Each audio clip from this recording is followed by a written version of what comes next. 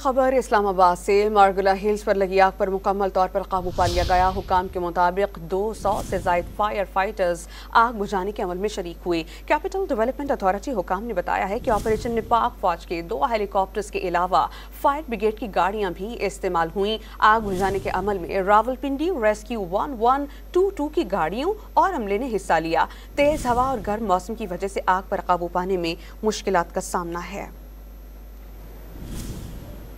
ये खबर इस्लामाबाद से मारगुला हिल्स पर लगी आग पर मुकम्मल तौर पर काबू पा लिया गया। हुकाम के मुताबिक 200 से ज़ायद फायर फाइटर्स आग बुझाने के अमल में शरीक हुए। कैपिटल डेवलपमेंट अथॉरिटी हुकाम ने बताया है कि ऑपरेशन में पाक फौज के 2 हेलीकॉप्टर्स के अलावा फायर ब्रिगेड की गाड़ियां भी इस्तेमाल हुई। आग बुझाने के अमल में रावलपिंडी रेस्क्यू 1122 की गाड़ियों और अमले ने हिस्सा लिया। तेज हवा और गर्म मौसम की वजह से आग पर काबू पाने में मुश्किलात का सामना है।